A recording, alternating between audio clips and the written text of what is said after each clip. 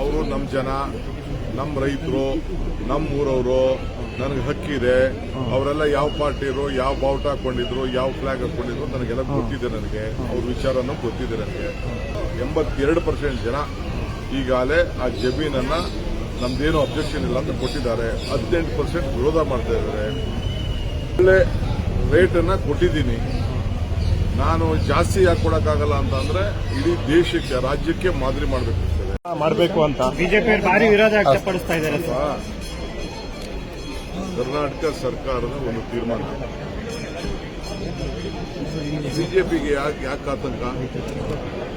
ಸ್ಥಳೀಯ ಸಂಸ್ಥೆ ಚುನಾವಣೆ ನಡೆಸಲು ಸರ್ಕಾರಕ್ಕೆ ಅವಕಾಶ ಇದೆ.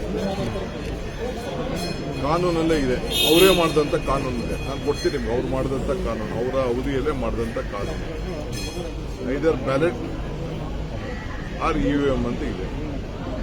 ಸೊ ನಾವು ಸ್ಥಳೀಯ ಸಂಸ್ಥೆಗಳ ಚುನಾವಣೆ ಸಂದರ್ಭದಲ್ಲಿ ನಾವು ಮಾಡಬೇಕು ಅಂತೇಳಿ ನಮ್ಮ ಸರ್ಕಾರ ತೀರ್ಮಾನ ಮಾಡಿದೆ. ನಿಮ್ಗೆ ಯಾಕೆ ಗಾಬರಿ ಆಗಿ ನಿಮ್ಗೆ ಅಂದ್ರೆ ನಿಮ್ಗೆಲ್ಲೋ ಕಳ್ಳನ ಮನಸ್ಸು ಉಳ್ಳುಳಿಗೆ ಅಂದಂಗೆ ಎಲ್ಲ ನೋಡ್ಕೊಳ್ತಾ ಇದ್ದೀರ. ನಾವು ಬೇರೆ ಎಲ್ಲ ಇನ್ವೆಸ್ಟಿಗೇಷನ್ ಮಾಡಿದೀವಿ. ಪಾರ್ಲಿಮೆಂಟ್ ಎಲೆಕ್ಷನ್ಸ್ ಎಲ್ಲ ಇನ್ವೆಸ್ಟಿಗೇಷನ್ ಮಾಡಿದ್ವಿ. ಈಗ ಅದ್ರ ಬಗ್ಗೆ ನಾವು ಚರ್ಚೆ ಮಾಡ್ತೀವಿ. ಇದು ಸ್ಥಳೀಯ ಸಂಸ್ಥೆ ಚುನಾವಣೆಗಳಿಗೆ ಈಗ ನಾವು ಸೊಸೈಟಿಗಳು ಮಾಡೋದಿಲ್ಲ, ಆ ರೀತಿ ಮಾಡಬೇಕು ಅಂತ ಮಾಡಿದ್ವಿ. ಅದು ಸೆಂಟ್ರಲ್ ಎಲೆಕ್ಷನ್ ಕಮಿಷನ್, ಸ್ಟೇಟ್ ಅಸೆಂಬ್ಲಿದು, ಪಾರ್ಲಿಮೆಂಟ್ ಅವ್ರೇನು ತೀರ್ಮಾನ ಮಾಡ್ತಾರೆ. ಬಿಬಿಎಂಪಿ ಬ್ಯಾಲೆಟ್ ಇರುತ್ತೆ ಸರ್.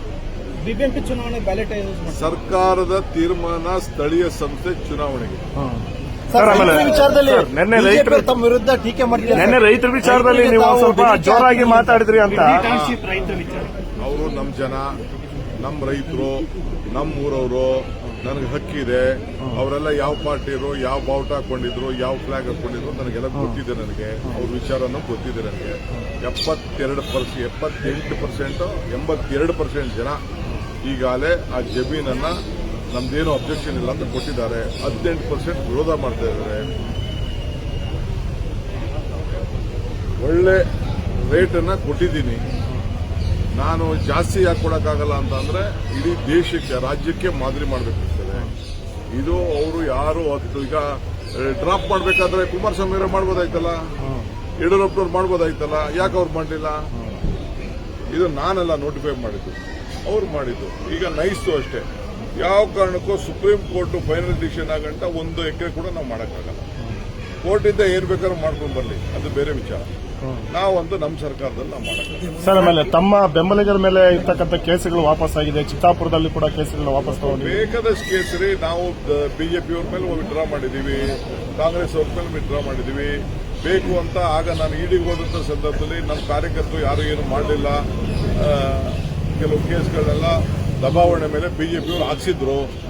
ಅದನ್ನ ಖಂಡಿತ ನಾನೇ ಹೇಳಿದ್ದೀನಿ. ಎಷ್ಟೋ ಈಗ ಕೋವಿಡ್ ಸಂದರ್ಭದಲ್ಲಿ ನನ್ನ ಮೇಲೂ ಕೇಸ್ ಹಾಕಿದ್ರು ಬಿಜೆಪಿಯವರು.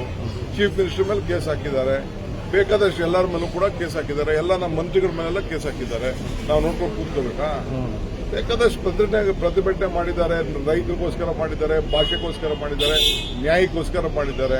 ಇವತ್ತು ಯಾರೋ ನಾನು ಈಗ ಇಡಿ ಕೇಸು ನನ್ನ ಮೇಲೆ ವಜಾ ಆಯಿತು. ಇಡಿ ಕೇಸ್ ಇದ್ದಿದ್ದು ನಾನು ಯಾವ ಕೇಸಿಗೆ ಬಂಧನ ಆಗಿದೆ, ಅದು ನಮ್ಮ ಹೈಕೋರ್ಟ್ ಅಲ್ಲಿ, ಸುಪ್ರೀಂ ಕೋರ್ಟ್ ಅಲ್ಲಿ ನನಗೆ ವಜಾ ಆಯಿತು. ನನಗೆ ನ್ಯಾಯ ಕೊಡೋರು ಯಾರು? ಕೆಲವೆಲ್ಲ ಮಾತಾಡ್ತಿದ್ರಲ್ಲ, ಇಡಿಗಿಂದ ಈಚೆ ಬಂದ ತಕ್ಷಣ ಏನ್ ಭವ್ಯವಾದ ಸ್ವಾಗತ ಸಿಕ್ಕು ಅಂತ ಎಲ್ಲ ಬಹಳ ದೊಡ್ಡ ದೊಡ್ಡ ಚಿಂತನಕಾರರು, ರಾಜಕೀಯದವರೆಲ್ಲ ಇದು ಮಾಡ್ತಿದ್ರಲ್ಲ, ನನ್ನ ವಜಾ ಮಾಡಿದಾಗ ಯಾಕೆ ಅವ್ರು ಅಭಿನಂದಿಸಲಿಲ್ಲ?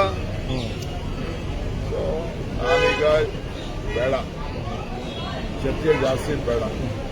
ನಮ್ಮ ಸರ್ಕಾರ ಇದು ಒಂದೇ ಕೇಸ್ ಅಲ್ಲ, ಇಲ್ಲಿವರೆಗೂ ಸುಮಾರು 100 ಕೇಸ್ಗಳನ್ನ ವಿಡ್ರಾ ಮಾಡಿದ್ವಿ. ಎಲ್ಲಾ ಪಾರ್ಟಿಯವ್ರದ್ದು ವಿಡ್ರಾ ಮಾಡಿದ್ವಿ. ಬಿಜೆಪಿಯವ್ರ ಮನವಿನೂ ಗಮನದಲ್ಲಿ ಇಟ್ಕೊಂಡು ವಿಡ್ರಾ ಮಾಡಿದೀವಿ. ರೈತ ಸಂಘದವ್ರದ್ದು ವಿಡ್ರಾ ಮಾಡಿದೀವಿ. ಚಳವಳಿಗಾರರದ್ದು ವಿಡ್ರಾ ಮಾಡಿದೀವಿ. ಸರ್, ನಿನ್ನೆ ಅಮಿತ್ ಶಾ ಅವರನ್ನ ಸ್ವಾಮೀಜಿಗಳು ಭೇಟಿ ಮಾಡಿದ್ದಾರೆ. ಸರ್, ಕೇಂದ್ರ ಸರ್ಕಾರ GST ಕಡಿತ